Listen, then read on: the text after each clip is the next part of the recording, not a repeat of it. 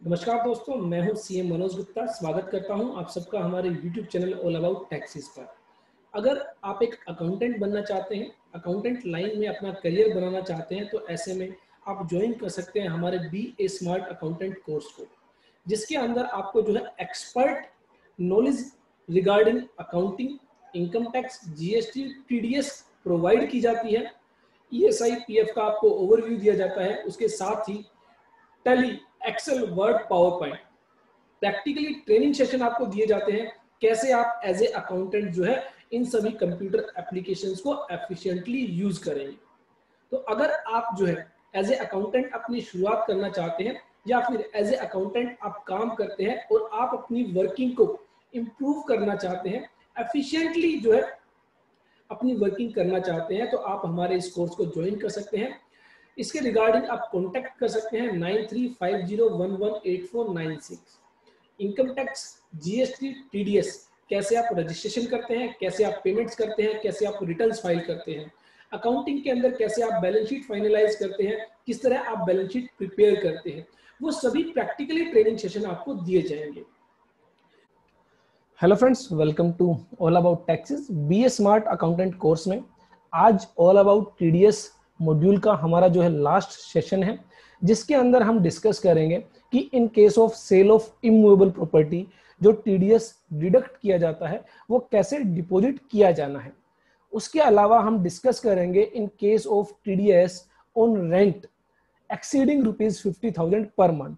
तो जहां पर जो है आप 50,000 रुपए पर मंथ से ज्यादा का रेंट पे करते हैं, तो इन दैट केस जो है आपको टीडीएस डिडक्ट करना होता है एट द रेट ऑफ 5%, और वो टीडीएस आपको डिपॉजिट करना होता है in the end of the year. उसके अलावा हम बात करेंगे इन case of specified agreement. Specified agreement के केस में हमने देखा था जब कोई लैंड ओनर अपनी जो लैंड है वो डेवलप करने के लिए किसी डेवलपर को देता है, बिल्डर को देता है, और ऐसे में बिल्डर या डेवलपर के द्वारा कोई पेमेंट की जाती है तो उस पर जो है टीडीएस डिडक्ट किया जाना होता है। तो इन केस ऑफ स्पेसिफाइड एग्रीमेंट वो जो टीडीएस है वो कैसे डिपॉजिट किया जाएगा। तो सबसे पहले अगर हम बात करें से TDS on sale of immovable property, तो यहां पर हमने देखा था सेक्शन 194IA। सेक्शन 194IA के तहत कहा गया कि अगर कोई भी व्यक्ति जो है सेलर, अगर वो इमूवेबल प्रॉपर्टी सेल करता है और ऐसे में जो इमूवेबल प्रॉपर्टी सेल की गई है उसकी वैल्यू जो है 50 लाख रुपीज या उससे ज्यादा है, तो इन दैट सिचुएशन जो बायर है, जो पेमेंट करने वाला है, वो क्या करेगा, 1% का टीडीएस डिडक्ट करने के बाद जो है सेलर को पेमेंट करेगा, और जो 1% का टीडीएस है वो गवर्नमेंट अकाउंट में डिपॉजिट करेगा, और गवर्नमेंट जो है उस टीडीएस को सेलर के फॉर्म 26AS में अपडेट करेगी। ये बेसिकली इसलिए किया गया, एक मैकेनिज्म बनाया जाना था कि सो दैट जो सेल ऑफ प्रॉपर्टीज है, सेल ऑफ इमूवेबल प्रॉपर्टीज है, उस केस में जो टैक्स इवेजन किया जाता है, जो इनकम एस्केपमेंट की जाती है, उसको अवॉइड किया जा सके। मान लीजिए 60 लाख रुपीस की यहां पर कोई प्रॉपर्टी सेल आउट की गई है, तो ऐसे में 1% का टीडीएस जो कि होता है 60,000 रुपीज का जो टीडीएस डिडक्ट किया जाएगा, एंड आफ्टर दैट 59,40,000 रुपीज की पेमेंट जो है सेलर को की जाएगी, और 60,000 रुपीज की पेमेंट जो है गवर्नमेंट अकाउंट में डिपॉजिट की जाएगी। तो हमारे केस में एक प्रैक्टिकली एग्जांपल के साथ हम डिस्कस करेंगे किस तरह आपको यह टीडीएस डिपॉजिट करना है। तो सबसे पहली बात तो कि टीडीएस डिपॉजिट करने की लायबिलिटी जो रखी गई है वो बायर के ऊपर रखी गई है। दैट मींस जो पेयर है, जो पे करने वाला है, जो सेल अमाउंट जो है सेलर को पे करने वाला है, उस केस में जो है बायर के द्वारा जो पेमेंट की जानी है, बायर जो है टीडीएस डिडक्ट करेगा और जो है गवर्नमेंट अकाउंट में डिपॉजिट करेगा। तो यहाँ पर 60,000 रुपीज का जो टीडीएस डिपॉजिट किया जाना है वो बाय मिस्टर वाई जो है डिपॉजिट किया जाएगा, और जो सेलर है वो अपने फॉर्म 26AS में चेक करेगा कि जो बायर के द्वारा टीडीएस डिपॉजिट किया गया वो सही डिपॉजिट किया गया या फिर नहीं किया गया। इसके लिए हम देखते हैं प्रैक्टिकली किस तरह जो है आपको जो है टीडीएस डिपॉजिट करना है। इसके केस में ध्यान रखना है, यह एक स्पेशल प्रोसीजर है। स्पेशल प्रोसीजर के अंडर जो है मिस्टर वाई जो है बायर जो है उनको 10 नंबर लेने की जरूरत नहीं है। जनरली हमने देखा था जब भी टीडीएस डिडक्ट किया जाना होता है तो ऐसे में डिडक्टर के पास एक 10 नंबर होना जरूरी है, लेकिन इन केस ऑफ स्पेशल प्रोसीजर यहां पर कहा गया कि इन दैट केस बायर जो है उसको 10 नंबर लेने की जरूरत नहीं है, वो अपने पैन नंबर के बेस पर ही जो है टीडीएस डिपॉजिट कर सकता है। इसको बोला जाता है चालान कम टीडीएस रिटर्न। इसके अंदर बेसिकली आपको जो है टीडीएस रिटर्न अलग से फाइल करने की जरूरत नहीं होती है। बायर को जो वह चालान डिपॉजिट करेगा उसी को टीडीएस रिटर्न माना जाएगा और उसी के बेस पर जो है सेलर के फॉर्म 26AS में टीडीएस अपडेट किया जाएगा। तो यहां पर आपको ध्यान रखना है चालान कम टीडीएस रिटर्न जो है वो आपकी फाइल की जाती है और ऐसे केस में आपको अलग से टीडीएस रिटर्न फाइल करने की जरूरत नहीं होती है। अब अगर मैं बात करूं इस केस में जो टीडीएस पे करना है, जो टीडीएस चालान कम रिटर्न फाइल करनी है, उसके लिए हमें किन किन डिटेल्स की जरूरत है। तो सबसे पहले हमें चाहिए PAN number of seller and PAN number of buyer. तो ये ध्यान रखें, PAN number of seller and PAN number of buyer की हमें जरूरत होगी टीडीएस पे करने के लिए। उसके बाद हमें एड्रेस ऑफ सेलर और एड्रेस ऑफ बायर, जो भी सेलर का एड्रेस है, जो भी बायर का जो एड्रेस है, उसकी हमें जरूरत होगी। तीसरा हमें जो जरूरत होगी वो होगी email address and mobile number, email ID and mobile number of seller and email address and mobile number of buyer.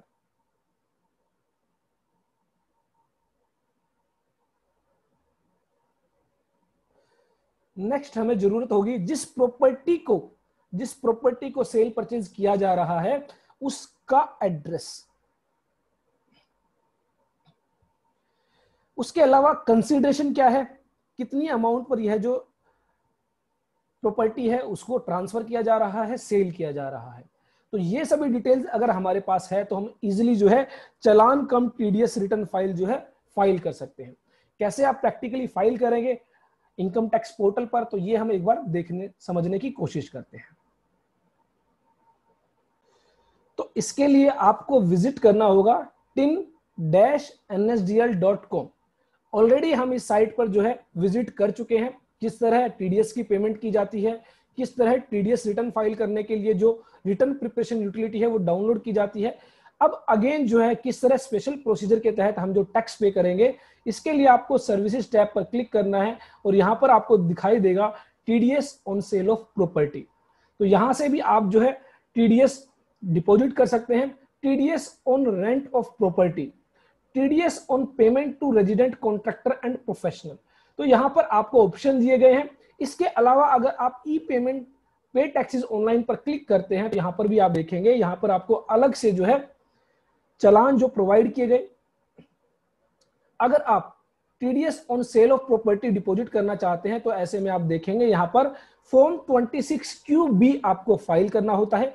TDS on rent के केस में फॉर्म 26QC फाइल करना होता है और TDS on payment to resident contractor and professionals के case में 26QD file करना होता है।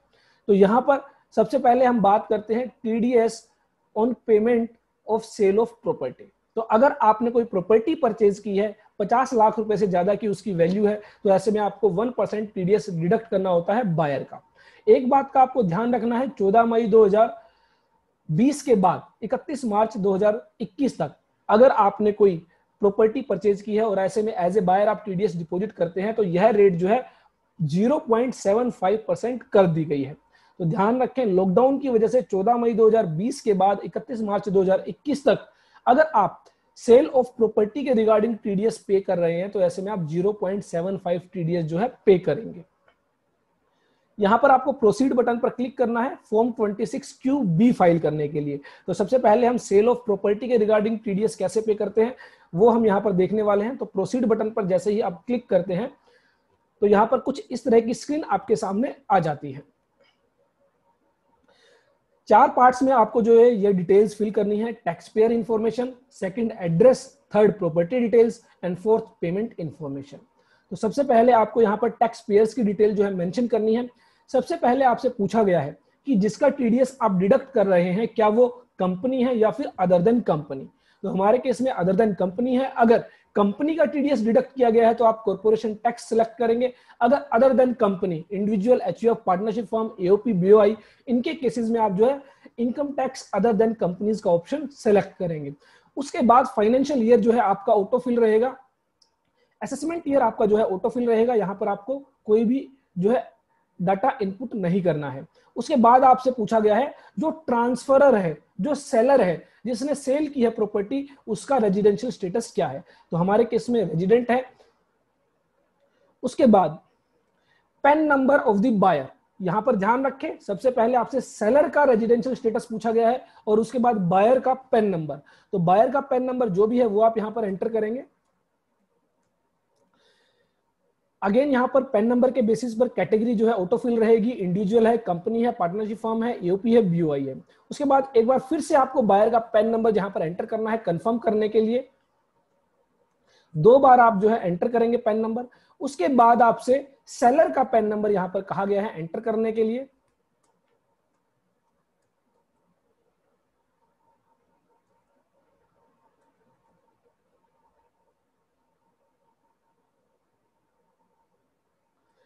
अगेन जो है पेन नंबर के बेसिस पर कैटेगरी जो ऑटोफिल रहेगी और उसके बाद एक बार फिर से आपको जो है ट्रांसफरर जो है सेलर जो है उसका पेन नंबर जो है कंफर्म करना है। तो ये डिटेल्स आप फिल कर लेते हैं।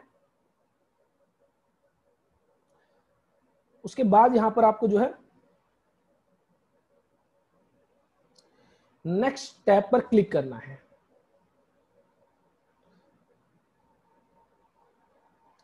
नेक्स्ट टैब में आपसे डिटेल जो मांगी गई है वो मांगा गया है एड्रेस। तो जो बायर का एड्रेस है और जो सेलर का एड्रेस है वो आपको यहां पर एंटर करना है। ध्यान रखें जो प्रॉपर्टी आपने सेल परचेज की है उसका एड्रेस यहां पर नहीं पूछा गया है, वो आपको 3rd नंबर कॉलम के अंदर मेंशन करना है। अभी हम 2nd नंबर के अंदर जो बायर का जो रेजिडेंशियल एड्रेस है, बायर का जो एड्रेस है, सेलर का जो रेजिडेंशियल एड्रेस है वो आप यहां पर मेंशन करेंगे। तो अगेन यहां पर जो रेड स्टार है वो आपके मैंडेटरी फील्ड्स हैं, बाकी जो है वो आप फिल कर सकते हैं। इग्नोर करना चाहते हैं, स्किप करना चाहते हैं तो आप स्किप कर सकते हैं।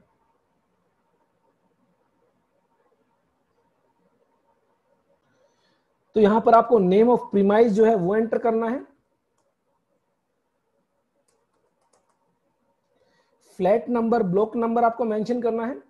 रोड, स्ट्रीट आप मेंशन करेंगे। सिटी, डिस्ट्रिक्ट आप मेंशन करेंगे। स्टेट, उसके बाद पिन कोड आपको यहां पर एंटर करना है, मैंडेटरी फील्ड है। ईमेल आईडी आपको मेंटेन करना है, मैंडेटरी फील्ड है। मोबाइल नंबर आपको एंटर करना है।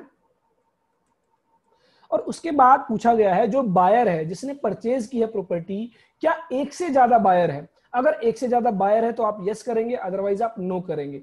हमारे केस में एक से ज्यादा बायर नहीं है, एक ही बायर है, तो आप इसको नो करेंगे। उसके बाद आपको जो डिटेल देनी है वो सेलर की डिटेल यहां पर देनी है आपको। सेलर के रिगार्डिंग जो है आप यहां पर डिटेल जो भी एड्रेस है वो आप यहां पर एंटर करेंगे।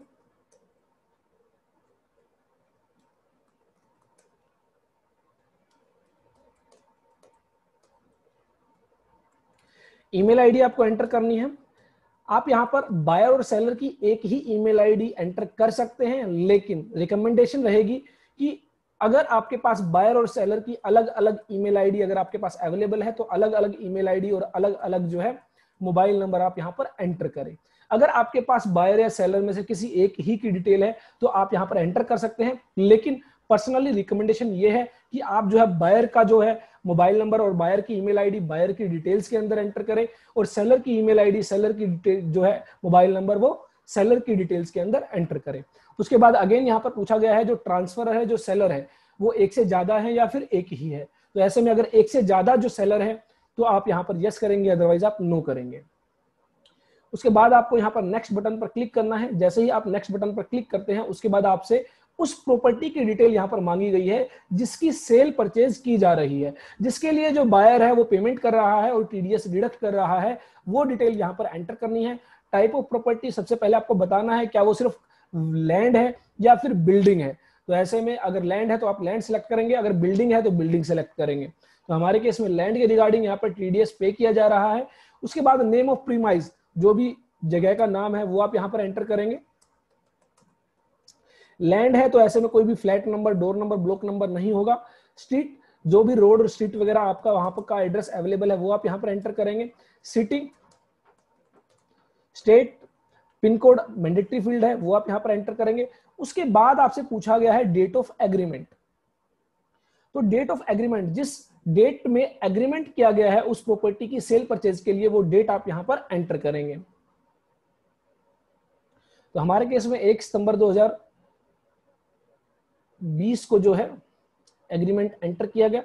उसके बाद टोटल वैल्यू ऑफ कंसीडरेशन, कितनी अमाउंट के लिए यहां पर जो है सेल परचेज की जा रही है, तो 60 लाख रुपीस की वैल्यू यहां पर एंटर की जाएगी।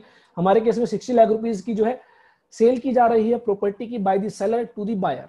उसके बाद पेमेंट टाइम में आपसे पूछा जाता है लमसम पेमेंट कर रहे हैं या फिर इंस्टॉलमेंट्स में पेमेंट कर रहे हैं। अगर आप लमसम पेमेंट कर रहे हैं तो आप जो है लमसम पेमेंट पर टीडीएस डिडक्ट करेंगे, और अगर आप इंस्टॉलमेंट में जो है पेमेंट कर रहे हैं तो आप इंस्टॉलमेंट वाइज टीडीएस डिडक्ट करेंगे। तो हमारे केस में लमसम पेमेंट है, एक साथ लमसम पेमेंट की जा रही है तो उस पर ही टीडीएस डिडक्ट किया गया है। उसके बाद आपसे पूछा गया है किस डेट में यह जो 60 लाख रुपीस की पेमेंट की जा रही है। क्योंकि हमने ऑप्शन सेलेक्ट किया है लमसम, तो ऐसे में एक मुश्त जो है आप जो पेमेंट कर रहे हैं वो आप किस डेट में कर रहे हैं।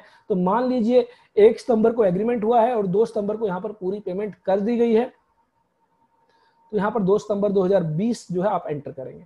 उसके बाद टीडीएस कब डिडक्ट किया गया, तो जब पेमेंट करते हैं आप एट दैट टाइम आपको टीडीएस डिडक्ट करने की रिक्वायरमेंट होती है, तो यहां पर 2 सितंबर को ही टीडीएस डिडक्ट किया गया है।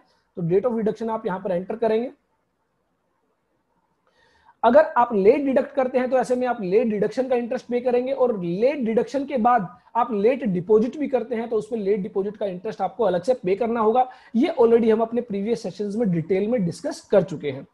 उसके बाद यहां पर आपसे जो है अमाउंट पेड और क्रेडिटेड, जो हमने अभी अमाउंट एंटर की थी 60 लाख रुपीस की, अगेन आपको यहां पर बताना है। अगर करोड़ में है तो आप यहां पर सबसे पहले करोड़ में सिलेक्ट करेंगे, हमारे केस में लैक्स में है तो हम यहां पर 60 सिलेक्ट करेंगे, 60 लाख।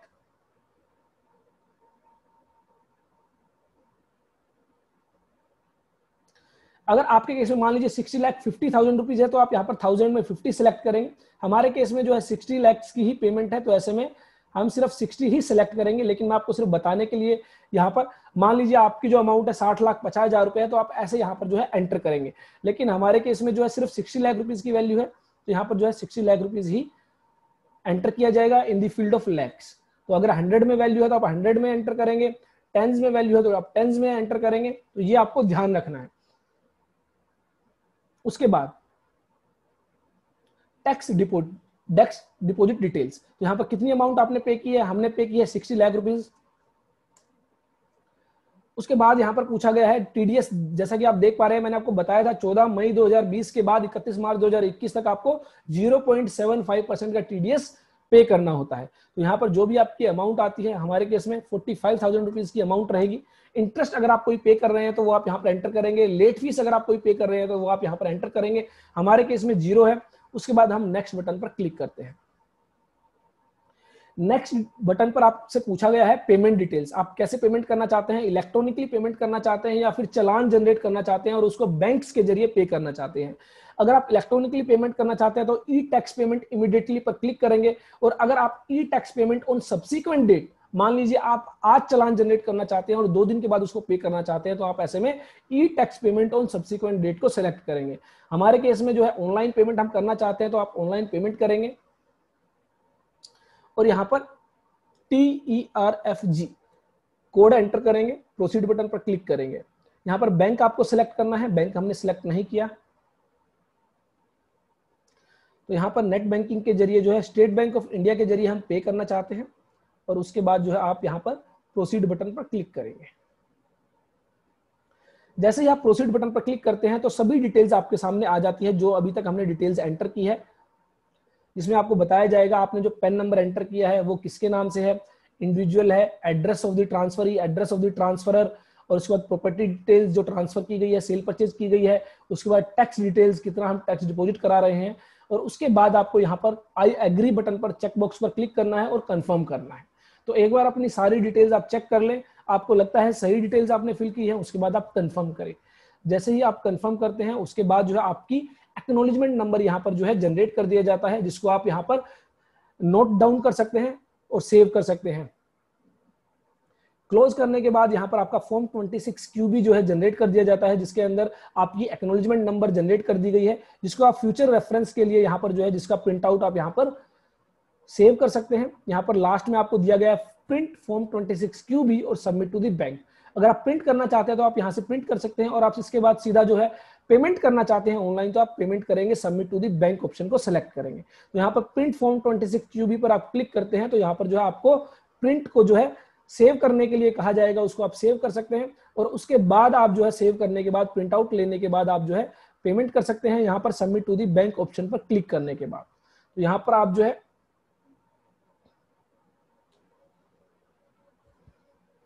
इंटरनेट बैंकिंग के जरिए जो है इसकी पेमेंट करेंगे, सबमिट बटन पर क्लिक करेंगे, और जो भी आपकी net banking ID user ID passwords हैं वो आप यहाँ पर एंटर करेंगे और अकॉर्डिंगली जो है पेमेंट करेंगे। तो इस बात का आपको ध्यान रखना है कि जब आप पेमेंट करते हैं तो वहां पर आपको मैन्युअली जो है फिगर जो है एंटर करनी होगी टैक्स अमाउंट के अंदर 45,000 रुपीज, और यहाँ पर जो है इंटरेस्ट पेमेंट अगर कोई लेट फीस वगैरह है तो वो आप जो है अकॉर्डिंगली यहाँ पर एंटर करेंगे। सिमिलर वे में जब हमने इनकम टीडीएस की ऑनलाइन पेमेंट की थी, सिमिलर वे में यहाँ पर जो है आपसे जो है यहाँ पर एंटर करने के लिए कहा गया है। उसके बाद कंफर्म बटन पर आप क्लिक करेंगे, जैसे ही कंफर्म करते हैं पेमेंट हो जाती है।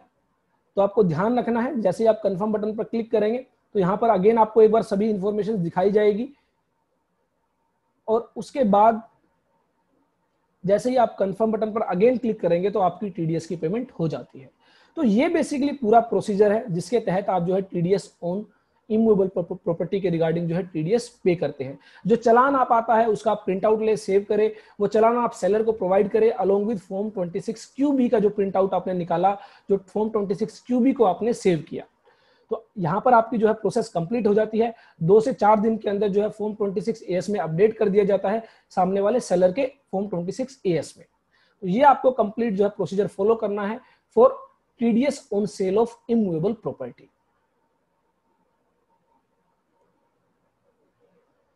चलिए नेक्स्ट हमारा आता है after sale of immovable property in case of rent. अगर रेंट की पेमेंट की जा रही है 50,000 रुपए पर मंथ से ज्यादा, तो ऐसे में जो टेनेंट है वह जो है ओनर लैंडलॉर्ड का जो है टीडीएस डिडक्ट करेगा और पे करेगा गवर्नमेंट को। तो ऐसे में हमने देखा था अगर आप 50,000 रुपए से ज्यादा की जो है पेमेंट करते हैं तो इन दैट सिचुएशन जो है आपको 5% का जो है टीडीएस डिडक्ट करना है। और यह जो टीडीएस है आपको हर महीने डिडक्ट नहीं करना है, आपको साल में एक बार लास्ट जो मार्च मंथ है उस समय जो है आप पूरा का पूरा टीडीएस डिडक्ट करेंगे। फॉर एग्जांपल मान लीजिए आपने 60,000 पर मंथ का आप जो है रेंट पे करते हैं, तो आप ऐसे में क्या करेंगे 60,000 रुपीज हर महीने पे करेंगे ओनर को, 6,60,000 रुपए 11 महीने तक। और उसके बाद जब आप 12 मंथ्स के लिए जो रेंट पे करेंगे 60,000 रुपीज, उसमें आप पूरे साल भर का टीडीएस डिडक्ट करेंगे जो कि आपका होता है 7,20,000 इंटू 5%, 36,000 रुपए।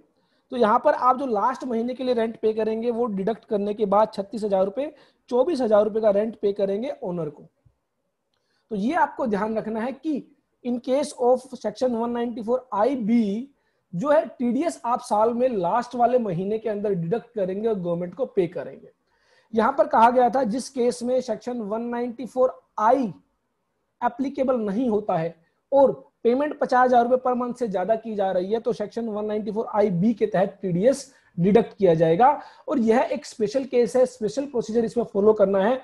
फॉर्म 26QC ये आपको फाइल करना होगा जो कि एक चालान कम रिटर्न है। दैट मींस अलग से टीडीएस रिटर्न फाइल नहीं करनी होगी, जो टेनेंट है उसको अलग से 10 नंबर नहीं लेना होगा, जो टेनेंट है उसको जो परमानेंट अकाउंट नंबर है उसी के बेस पर वो है जो है टीडीएस डिडक्ट करेगा और पे करेगा गवर्नमेंट को थ्रू फॉर्म 26QC जो कि एक चालान कम रिटर्न जो है फॉर्म है। और उसके बेस पर जो है गवर्नमेंट जो है फॉर्म 26AS जो है ओनर का उसके अंदर जो है टीडीएस की डिटेल्स को अपडेट करेगी। तो यहाँ पर एक प्रैक्टिकली हम देखते हैं किस तरह आपको यह पे करना है इन केस ऑफ टेनेंट। तो सबसे पहले आपको ध्यान रखना है जो टेनेंट है जो रेंट पे कर रहा है उसके द्वारा यह टीडीएस पे किया जाना है। तो ऐसे में आपके पास जो बेसिक डिटेल्स है, PAN number of tenant, PAN number of owner, ये आपके पास होना जरूरी है। उसके बाद address of the tenant and address of the owner, ये आपके पास होना जरूरी है। और उसके बाद वो प्रॉपर्टी जो रेंट पर दी गई है by the owner to the tenant, उसका एड्रेस यहां पर होना जरूरी है। कितना रेंट आप हर महीने पे कर रहे हैं वो आपके पास डिटेल होनी जरूरी है, और अकॉर्डिंगली जो है आप फॉर्म 26 क्यूसी फाइल कर सकते हैं। इसके लिए आपको करना क्या है, सबसे पहले आपको विजिट करना है tin-nsdl.com। तो इस वेबसाइट पर आप विजिट करेंगे। कुछ इंफॉर्मेशंस को स्किप करने के बाद, जैसा कि हमने इन केस ऑफ इमूवेबल प्रॉपर्टी के रिगार्डिंग टीडीएस डिपॉजिट किया था, तो यहां पर सर्विसेज टैब में आप देखेंगे यहां पर TDS on rent of property आपको दिखाई देता है।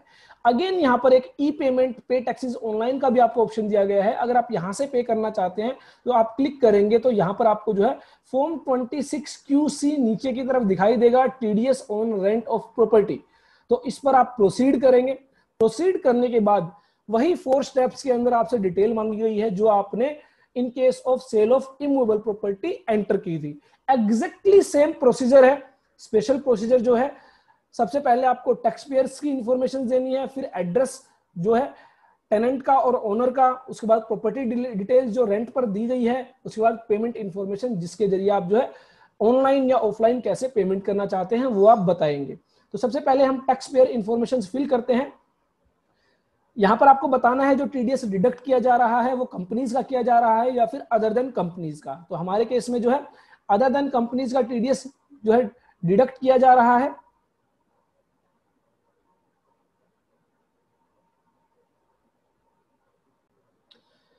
उसके बाद यहां पर आपको बताना है जो लैंडलॉर्ड है, जो ओनर है, उसका रेजिडेंशियल स्टेटस क्या है, रेजिडेंट है, नॉन रेजिडेंट है, हमारे केस में रेजिडेंट है।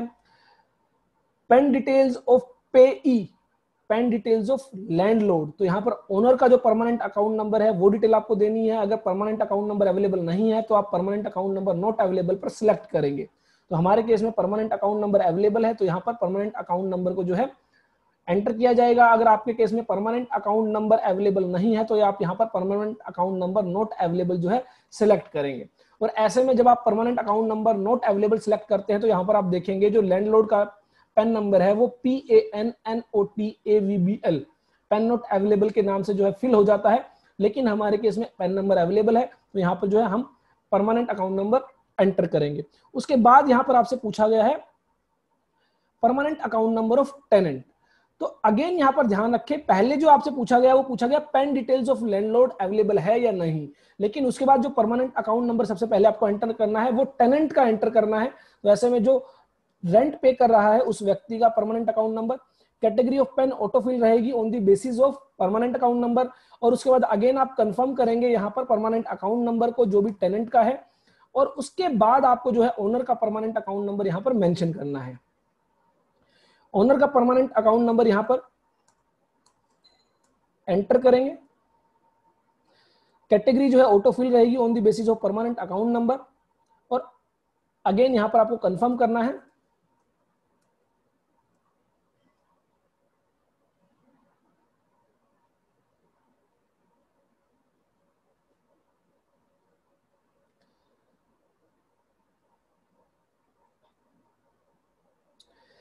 परमानेंट अकाउंट नंबर एंटर करने के बाद आप नेक्स्ट बटन पर क्लिक करेंगे। नेक्स्ट बटन पर क्लिक करने के बाद आपसे एड्रेस की डिटेल्स पूछी गई है, जो आपका टेनेंट का एड्रेस है और जो लैंडलॉर्ड जो ओनर का एड्रेस है। ये आपको ध्यान रखना है, यहां पर उस प्रॉपर्टी का एड्रेस आपसे पूछा नहीं गया है जो रेंट पर दी गई है, यहां पर वो एड्रेस पूछा गया है जो लैंडलॉर्ड का एड्रेस है, रेजिडेंशियल एड्रेस, परमानेंट एड्रेस, और टेनेंट का रेजिडेंशियल एड्रेस है, परमानेंट एड्रेस है। तो वो आप आधार के बेसिस पर भी यहां पर फिल कर सकते हैं। तो यहां पर जो भी नेम ऑफ द प्रीमाइज है वो आप यहां पर एंटर करेंगे। ब्लॉक नंबर जो भी है, city, district, state, Haryana, pin code, ये आपका ऑटोफिल है। मैंडेटरी फील्ड है, आपको एंटर करना है। ईमेल आईडी यहां पर आप एंटर करेंगे। तो सबसे पहले आपको ये जो डिटेल्स देनी है ये आप टेनेंट के रिगार्डिंग जो है फिल करेंगे। उसके बाद यहां पर पूछा गया है जो टेनेंट है वो एक से ज्यादा है या एक है। अगर एक से ज्यादा टेनेंट है, एक से ज्यादा किराएदार एक साथ है जॉइंटली, तो आप यस करेंगे, अदरवाइज आप नो करेंगे। उसके बाद आपको डिटेल्स देनी है लैंडलॉर्ड के रिगार्डिंग, मकान मालिक के regarding. Name of premise,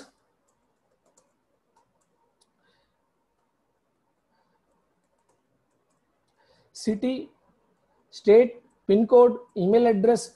email address आप टेनेंट के लिए अलग फिल करेंगे और जो है लैंडलॉर्ड के लिए अलग फिल करेंगे, अगर आपके पास दोनों की अलग अलग डिटेल्स अवेलेबल हैं। अब यहाँ पर पूछा गया है जो लैंडलॉर्ड्स हैं वो एक से ज्यादा हैं या एक है, तो ऐसे में अगर एक है तो आप नो सेलेक्ट करेंगे, अगर एक से ज्यादा लैंडलॉर्ड्स हैं, ज्वाइंट जो है ओनरशिप है, तो ऐसे में आप यस करेंगे। उसके बाद आप नेक्स्ट बटन पर क्लिक करेंगे। नेक्स्ट बटन पर क्लिक करने के बाद आपको उस प्रॉपर्टी की डिटेल देनी है जो रेंट पर दी गई है। तो यहाँ पर टाइप ऑफ रेंटेड प्रॉपर्टी, क्या रेंट पर दिया गया है, लैंड है, बिल्डिंग है, shop, apartment, flats, bungalows etcetera, या फिर लैंड और बिल्डिंग दोनों है। तो हमारे केस में बिल्डिंग है, शॉप दी गई है रेंट पर, तो शॉप का एड्रेस यहां पर आप देंगे।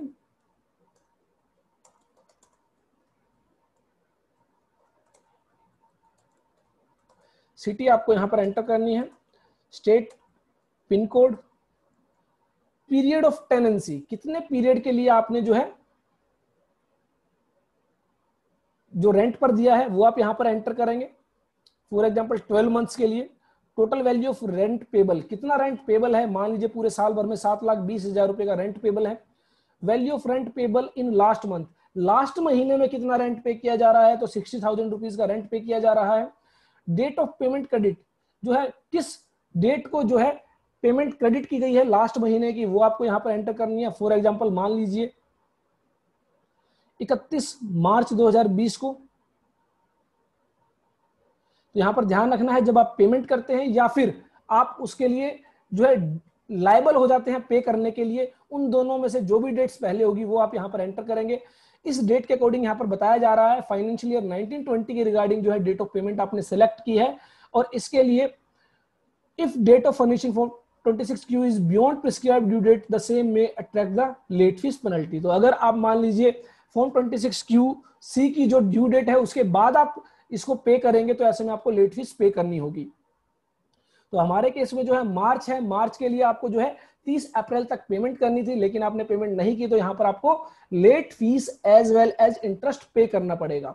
उसके बाद यहां पर आपसे कहा गया है if date of payment is less than 14 May 2020 then TDS rate will be 5%। तो मैंने आपको बताया था 14 मई 2020 के बाद अगर जो टीडीएस आप पे कर रहे हैं तो उस पर आपको 3.75% का टीडीएस पे करना होगा, और अगर जो रेंट है वो 14 मई 2020 से पहले, तो उस पर आपको 5% का टीडीएस पे करना होगा।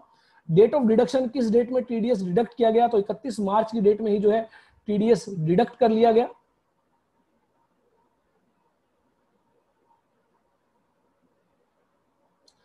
और उसके बाद यहां पर आपको जो है अमाउंट की डिटेल्स देनी है, कितनी अमाउंट आपने जो है पे की है जिस पर टीडीएस डिडक्ट किया गया, तो 7,20,000 रुपए। तो यहां पर 7,20,000 रुपीज जो है सिलेक्ट किया जाएगा। उसके बाद टैक्स डिपॉजिट डिटेल्स आप यहां पर देंगे, कितना टीडीएस डिडक्ट किया गया है 7,20,000 रुपए पर। तो अगेन 14 मई 2020 से पहले हमने टीडीएस डिडक्ट किया है, तो ऐसे में 5% का टीडीएस डिडक्ट किया गया है। और अगर 14 मई 2020 के बाद टीडीएस डिडक्ट किया गया होता तो यहां पर 3.75% की टीडीएस रेट आपको दिखाई देती। तो यहां पर जितना भी टीडीएस डिडक्ट किया गया है वो आप यहां पर एंटर करेंगे। 36,000 इंटरेस्ट की जो आप पेमेंट कर रहे हैं वो आप यहां पर एंटर करेंगे, और लेट फीस जो आप यहां पर पे कर रहे हैं वो आप एंटर करेंगे। उसके बाद नेक्स्ट बटन पर क्लिक करेंगे। नेक्स्ट बटन पर क्लिक करने के बाद पेमेंट इन्फॉर्मेशन आपसे पूछी गई है, आप ऑनलाइन टैक्स की पेमेंट करना चाहते हैं या फिर चालान जनरेट करने के बाद सब्सिक्वेंट डेट्स पर जो है आप टीडीएस डिपॉजिट करना चाहते हैं थ्रू बैंक्स। तो ऐसे में हम यहां पर नेट बैंकिंग के जरिए पे करना चाह रहे हैं।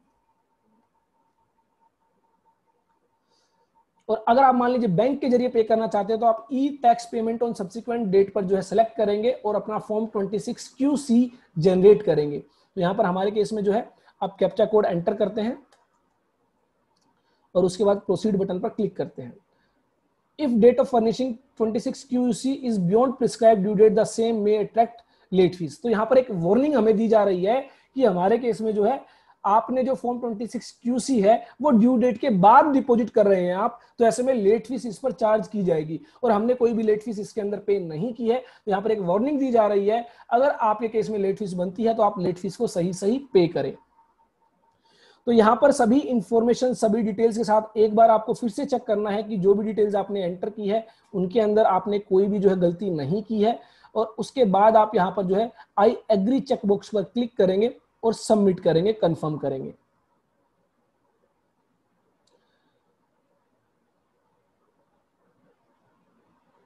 जैसे ही आप कंफर्म करते हैं, यहाँ पर एक जो है फॉर्म 26 QC एक्नॉलेजमेंट नंबर जो है जनरेट कर दिया जाता है, और आप यहाँ पर देखेंगे फॉर्म जो है आपका यहाँ पर आ जाता है, जब जितनी भी डिटेल्स आपने फिल की है उनके अकॉर्डिंग। और यहाँ पर आप इसका प्रिंट आउट लेना चाहते हैं, इसको सेव करना चाहते हैं, तो आप प्रिंट फॉर्म 26 QC पर क्लिक करेंगे, और आप इसको बैंक से पे करना चाहते हैं तो सबमिट टू दी बैंक करेंगे। आगे का प्रोसीजर सेम है, जैसे आपने जो है सेल ऑफ इमूवेबल प्रॉपर्टी के रिगार्डिंग टीडीएस डिपॉजिट किया था, सेम उसी तरह से यहाँ पर इंटरनेट बैंकिंग के जरिए आपको जो है आपको उस टीडीएस की पेमेंट करनी है, और एक चालान जनरेट होकर आपके सामने आ जाता है। तो ये था बेसिकली सारा procedure in case of TDS on rent exceeding ₹50,000 per month. तो चलिए उसके बाद जो हमारा नेक्स्ट जो स्पेशल केस आता है सेक्शन 194M, जिसमें बेसिकली बताया गया कि अगर कोई भी इंडिविजुअल या एचयूएफ पेमेंट करता है regarding any work, regarding commission, regarding professional services, और यह पेमेंट पूरे साल भर में 50 लाख रुपए से ज्यादा है, तो ऐसे में 5% का टीडीएस डिडक्ट किया जाएगा बाय द इंडिविजुअल और एचयूएफ। अगर यह जो पेमेंट है, यह जो वर्क है, यह जो कमीशन है, यह जो प्रोफेशनल सर्विस है, अगर 194C, 194H और 194J के दायरे में नहीं आती है, तो ही सेक्शन 194M के तहत टीडीएस डिडक्ट किया जाएगा। तो यहां पर बेसिकली इंडिविजुअल या एचयूएफ अगर कोई भी पेमेंट करते हैं 50 लाख रुपए की से ज्यादा, more than 50 lakh during the financial year, तो ऐसे में यहां पर जो है टीडीएस 5% का डिडक्ट किया जाएगा। और अगर जो पेमेंट की जा रही है 14 मई 2020 के बाद अप टू 31 मार्च 2021, तो ऐसे में यहां पर जो है 3.75% का टीडीएस डिडक्ट किया जाएगा। और जो पेमेंट करने के बाद इंडिविजुअल और एचयूएफ जो भी पेमेंट कर रहा है, उसके लिए हमें उसका पैन नंबर हमारे पास होना जरूरी है, जिसको पेमेंट की जा रही है उसका पैन नंबर हमारे पास होना जरूरी है, दोनों का एड्रेस हमारे पास होना जरूरी है, और जो जिस वर्क के लिए या फिर कमीशन के लिए या फिर प्रोफेशनल सर्विसेज के लिए जो भी नेचर ऑफ पेमेंट की जा रही है वो हमें पता होना जरूरी है, कितनी पेमेंट की जा रही है वो हमें पता होना जरूरी है। और ऐसे में क्या करना होगा, इंडिविजुअल या एचयूएफ को फॉर्म 26 QD फाइल करना होगा, और ये एक चालान कम रिटर्न फॉर्म होगा। दैट मींस ऐसे में जो इंडिविजुअल या एचयूएफ है उसको 10 नंबर लेने की जरूरत नहीं है, वो पेन नंबर के बेसिस पर ही टीडीएस डिपॉजिट कर सकता है। और गवर्नमेंट क्या करेगी, गवर्नमेंट जो है फिर उसकी जो डिटेल्स है जिसका भी टीडीएस डिडक्ट किया गया है उसके फॉर्म 26 AS में उसको अपडेट करेगी। पेमेंट कैसे करनी है टीडीएस की, एग्जैक्टली सिमिलर प्रोसीजर है जो अभी तक हमने फॉर्म 26 QB और फॉर्म 26 QC के अंदर डिस्कस किया। तो यहां पर सबसे पहले जो है आपको विजिट करना है, विजिट करेंगे tin-nsdl.com। तो इस वेबसाइट पर जब आप विजिट करते हैं तो यहां पर पहले भी हमने इसी वेबसाइट को यूज किया है TDS on sale of immovable property के रिगार्डिंग और टीडीएस ऑन रेंट के रिगार्डिंग। तो यहां पर आप जो है सर्विसेज टैब में क्लिक करते हैं तो आपको यहां पर TDS on payment to resident contractors and professionals दिखाई देगा। इसके अलावा ई पेमेंट्स के अंदर भी आपको यही ऑप्शन दिखाई देता है फॉर्म 26 QD के नाम से। तो यहां पर TDS on payment to resident पर आप क्लिक करेंगे। इसके रिगार्डिंग यहां पर आपको बताया गया है फॉर्म 26 QD आपको फाइल करना है, लीगल प्रोविजंस आपको बताए गए हैं किस केस में फॉर्म 26 QD फाइल किया जाता है। ऑनलाइन फॉर्म फॉर फर्निशिंग पर आप क्लिक करेंगे तो यहां पर जो है ऑनलाइन फॉर्म आपके सामने आ जाता है। अगेन जो है यहां पर आपको फॉर्म 26 QD सिलेक्ट करना है, प्रोसीड बटन पर आप क्लिक करेंगे। Payment to resident contractor, payment of commission, brokerage charge and fees for professional services, proceed button पर आप क्लिक करेंगे तो यहां पर अगेन वही 4 पार्ट्स में जो है आपसे डिटेल्स मांगी गई है। 4 पार्ट्स में आपको सभी डिटेल्स प्रोवाइड करनी है। फर्स्ट पार्ट में आपसे टैक्स पेयर्स इंफॉर्मेशन मांगी गई है, सेकंड पार्ट में आपको एड्रेस फिल करना है, दोनों का ही, पेयर का भी एज वेल एज पेई का भी। कॉन्ट्रैक्ट डिटेल्स जो है आपको थर्ड पार्ट में एंटर करनी है, और फोर्थ पार्ट में आपको जो है पेमेंट डिटेल्स एंटर करनी है, किस तरह आप पेमेंट करेंगे। तो चलिए यहाँ पर फर्स्ट पार्ट में जो है टैक्स पेयर्स इंफॉर्मेशन हम एंटर करते हैं। तो सबसे पहले यहाँ पर जो है टैक्स एप्लीकेबल डिसेबल किया गया है, वो अकॉर्डिंग टू पैन नंबर यहाँ पर अपने आप जो है सिलेक्ट किया जाएगा। फाइनेंशियल ईयर डिसेबल किया गया है, वो according to date of payments के अकॉर्डिंग यहाँ पर अपने आप ऑटोफिल रहेगा। अगेन यहाँ पर आपको क्लिक करना है कि जो पेई है, जो डिडक्टी है, जिसका टीडीएस डिडक्ट किया गया है, वो रेजिडेंट है या फिर नॉन रेजिडेंट। तो यहाँ पर हम रेजिडेंट पर क्लिक करेंगे। और जो पेई है, डिडक्टी है, जिसका टीडीएस डिडक्ट किया गया है, क्या उसके पास परमानेंट अकाउंट नंबर है या फिर नहीं। अगर आप परमानेंट अकाउंट नंबर नो करते हैं, नॉट अवेलेबल, तो ऐसे में यहां पर आप देखेंगे PAN NOTAVBL यह जो आ जाता है। और अगर आपके पास परमानेंट अकाउंट नंबर जो है पेई का अवेलेबल है, तो आप यहां पर एंटर करेंगे। उसके बाद यहां पर सबसे पहले आपको डिडक्टर का पैन नंबर जो है एंटर करना है। तो जिसने भी टीडीएस डिडक्ट किया है वो आप यहां पर एंटर करेंगे। अकॉर्डिंग टू पेन नंबर जो है कैटेगरी ऑफ पेन ऑटोफिल रहेगी। उसके बाद आप अगेन फिर से कंफर्म करेंगे, और उसके बाद डिडक्टी, जिसका टीडीएस डिडक्ट किया गया है, उसकी जो है पेन नंबर डिटेल यहां पर आप एंटर करेंगे। कैटेगरी ऑटोफिल रहेगी on the basis of your PAN. और जैसे ही आप जो परमानेंट अकाउंट नंबर फिल कर देते हैं, पेयर एज वेल एज पेई, तो ऐसे में आप नेक्स्ट बटन पर क्लिक करेंगे। यहां पर आपको एड्रेस फिल करना है। एड्रेस जो है आपको पेयर और पेई का दोनों का परमानेंट रेजिडेंशियल एड्रेस जो है आप यहां पर फिल कर सकते हैं।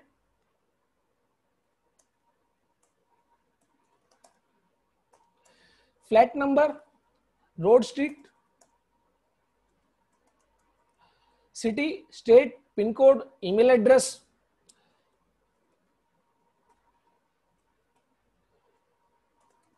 Mobile number,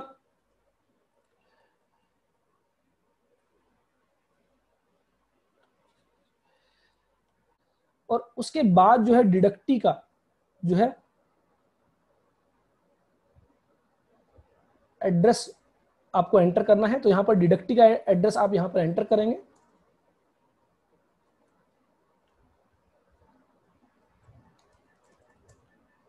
city, state, pin code आपके पेन नंबर के बेसिस पर ऑटोफिल रहेगा। ईमेल आईडी आप यहां पर एंटर करेंगे। ईमेल आईडी जो है आप जो है पेयर और पेई की अलग अलग ईमेल आईडी यहां पर एंटर करेंगे। अगर आपके पास पेयर और पेई की अलग अलग ईमेल एड्रेस और मोबाइल नंबर अवेलेबल नहीं है, तो ऐसे में आप जो है एक ही ईमेल एड्रेस और मोबाइल नंबर एंटर कर सकते हैं। लेकिन रिकमेंडेशन ये रहेगी अलग अलग जो है ईमेल आईडी और अलग अलग जो है मोबाइल नंबर आप एंटर करें। उसके बाद आपको कॉन्ट्रैक्ट की डिटेल यहां पर देनी है। आपको बताना है नेचर ऑफ पेमेंट क्या है, कॉन्ट्रैक्ट की पेमेंट की जा रही है, कमीशन की पेमेंट की जा रही है, या फिर प्रोफेशनल सर्विसेज की।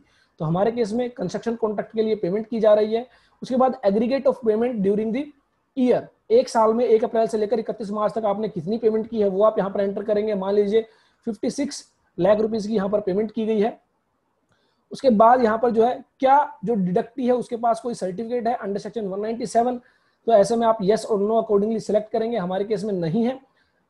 अगर आपके केस में डिडक्टी के पास कोई सर्टिफिकेट है तो आप एंटर करेंगे, अदरवाइज यहां पर नो करेंगे। अगर आप यस करते हैं तो आपको सर्टिफिकेट नंबर एंटर करना जरूरी है। हमारे केस में नो है, तो कोई भी सर्टिफिकेट नंबर जो है एंटर नहीं करना होगा। उसके बाद डेट ऑफ कॉन्ट्रैक्ट क्या है, तो जिस डेट में भी आपने कॉन्ट्रैक्ट किया है वो डेट आप यहां पर एंटर करेंगे। मान लीजिए 8 अप्रैल 2019 को हमने जो है यह कॉन्ट्रैक्ट किया था, और उसके बाद टोटल वैल्यू ऑफ कॉन्ट्रैक्ट कितनी है, मान लीजिए 56 लाख रुपीस। उसके बाद पेमेंट कब की गई वो आपसे पूछा गया है। मान लीजिए पेमेंट की गई है 30 मार्च 2020 को। तो अगर मान लीजिए इंस्टॉलमेंट्स में पेमेंट की गई है तो आप इंस्टॉलमेंट्स के अकॉर्डिंग यहाँ पर डेट जो है स्पेसिफाई करेंगे और अलग अलग जो है चालान के जरिए पेमेंट करेंगे। तो यहाँ पर अब आपको बताया गया है इस डेट के अकॉर्डिंग जो है फाइनेंशियल ईयर 1920 जो है आपकी डेट ऑफ पेमेंट क्रेडिट है, और इस केस में आपके केस में जो है इंटरेस्ट और पेनल्टी जो है एप्लीकेबल होती है, क्योंकि मार्च तक की जो हमें पेमेंट है 30 अप्रैल तक करनी होती है, और अब हमारे केस में जो है सितंबर में हम पेमेंट कर रहे हैं, तो यहाँ पर जो है इंटरेस्ट और लेट फीस एप्लीकेबल है। Date of TDS deduction, TDS कब डिडक्ट किया गया, तो जिस डेट में हमने पेमेंट की उसी डेट में टीडीएस डिडक्ट किया गया है, तो वो आप यहां पर सेलेक्ट करेंगे। अगर मान लीजिए आपने किसी और डेट में टीडीएस डिडक्ट किया है तो यहां पर लेट डिडक्शन का भी आपको इंटरेस्ट पे करना होगा। उसके बाद जो अमाउंट पे की गई है वो आपको यहां पर एंटर करनी है। तो हमारे केस में जो है 56 लाख रुपीस की पेमेंट की गई। उसके बाद tax deposit details, total amount paid credited 56 lakh rupees और 5% का टीडीएस यहां पर डिडक्ट किया गया है 28,000 रुपीज। तो अब यहां पर 2,80,000 रुपीज। अब यहां पर एक बात का आपको ध्यान रखना है कि यह जो आप पेमेंट कर रहे हैं, यह आप अगर 14 मई 2020 के बाद पे कर रहे हैं तो यहां पर 3.75% का टीडीएस रहेगा। अदरवाइज यहां पर जो है 5% का टीडीएस आपको डिडक्ट करना है। उसके बाद इंटरेस्ट यहां पर 0 है, लेट फीस 0 हमने रखी है। हालांकि हमारे केस में लेट फीस एप्लीकेबल होती है, लेकिन अभी के लिए हम जो है लेट फीस यहां पर पे नहीं कर रहे हैं। तो उसके बाद नेक्स्ट बटन पर हम क्लिक करते हैं। ई टैक्स पेमेंट, अगर आप ऑनलाइन पेमेंट करना चाहते हैं या फिर आप चालान जनरेट करने के बाद बैंक के जरिए पेमेंट करना चाहते हैं, तो अकॉर्डिंगली यहाँ पर जो है अपना ऑप्शन आप सिलेक्ट करेंगे। फॉर एग्जांपल हमारे केस में जो है ई पेमेंट है, वो आप सिलेक्ट करेंगे। जिस भी बैंक से आप पेमेंट करना चाहते हैं वो बैंक आप यहाँ पर सिलेक्ट करेंगे और कैप्चा कोड आप यहाँ पर एंटर करेंगे और उसके बाद प्रोसीड बटन पर क्लिक करेंगे। यहां पर आपको वार्निंग दी जा रही है, आप ड्यू डेट के बाद रिटर्न फाइल कर रहे हैं तो ऐसे में लेट फीस आपके केस में एप्लीकेबल है, तो अकॉर्डिंगली जो है लेट फीस डिपॉजिट करें। प्रोसीड बटन पर आप क्लिक करेंगे तो यहाँ पर जो है आपके सामने सारी इंफॉर्मेशन आ जाती है। जो भी आपने डिटेल्स एंटर की है वो आप एक बार फिर से चेक करेंगे, सही डिटेल्स आपने एंटर की है और उसके बाद चेक बॉक्स पर क्लिक करेंगे, I agree and submit button पर क्लिक करेंगे, कंफर्म बटन पर क्लिक करेंगे। यहां पर एक्नॉलेजमेंट नंबर आपका जनरेट कर दिया जाता है, kindly save your acknowledgement number. और फॉर्म 26QD ये आपका जनरेट हो जाता है, जिसका प्रिंट आउट आप यहां पर जो है डिटेल्स चेक करने के बाद ले सकते हैं। प्रिंट आउट आप फॉर्म 26QD के जरिए ले सकते हैं और सबमिट करना चाहते हैं आप बैंक के जरिए पेमेंट करना चाहते हैं तो आप यहां से सबमिट टू द बैंक के जरिए जो है पेमेंट करेंगे। आगे का जो प्रोसीजर है सेम है जैसा हमने सेल ऑफ इमूवेबल प्रॉपर्टी के रिगार्डिंग जो है डिस्कस किया था। तो इस तरह आप जो है स्पेशल केसेस में जो है अपने टीडीएस की पेमेंट करेंगे। तो I hope sale on immovable property, TDS on rent और टीडीएस ऑन कॉन्ट्रैक्ट, कमीशन और professional services in case of resident, individual and HUF, वो आप कैसे डिडक्ट करेंगे और पे करेंगे। Form 26QB, form 26QC, form 26QD आपको अच्छे से समझ में आए होंगे। इसके रिगार्डिंग आपको कोई भी क्वेश्चन है, डाउट है तो आप हमसे जरूर शेयर कर सकते हैं।